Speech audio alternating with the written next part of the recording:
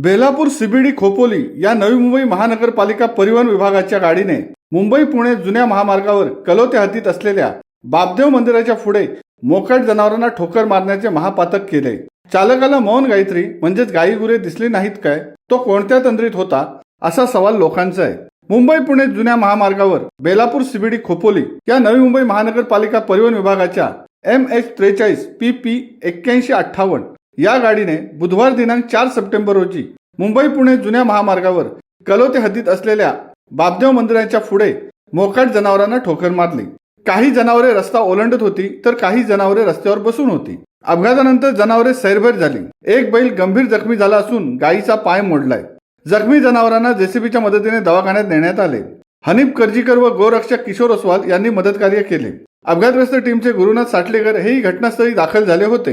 ग्रामविकास अधिकारी निलेश म्हस्कर, वाहतूक पोलीस, अपघातग्रस्त टीम यांनी मदतकार्य केले। मुख्य रस्त्याच्या बाजूला पूर्ण गावाचा कचरा टाकण्यात येतो। या कचऱ्याच्या मागे बैल अडकला होता, त्यामुळे भयंकर दुर्गंधीतही संबंधितांनी मदतकार्य केले। LNMTच्या चालकांनी अपघात करायचे, मात्र यावर लोकांनी आवाज उठवल्यानंतर तेथील बस सेवा बंद करायची। उरणमध्ये असा प्रकार घडला होता। तेथे LNMTने अपघात करून तरुणाचा बळी घेतला, लोकांच्या वाहनांचे नुकसान केले। लोकांनी नुकसान भरपाईची मागणी केल्यानंतर उरण शहरासह ग्रामीण भागातील बस सेवा बंद केल्या।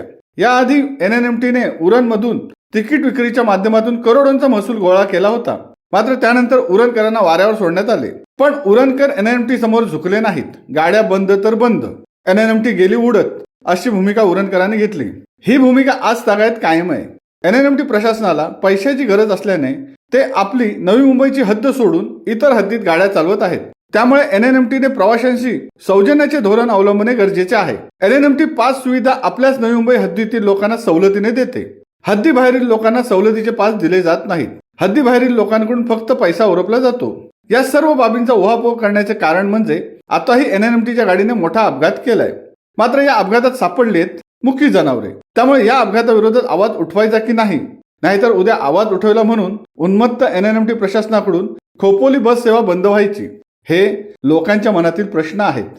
शिवसत्ता टाइम्ससाठी अर्जुन कदमसह खलील सुर्वे, खोपोली। दे धडक बेधडक वृत्त देणाऱ्या आपल्या शिवसत्ता टाइम्स न्यूज चॅनलला लाल बटन दाबून सबस्क्राईब करा आणि बेल आयकॉनला क्लिक करायला विसरू नका।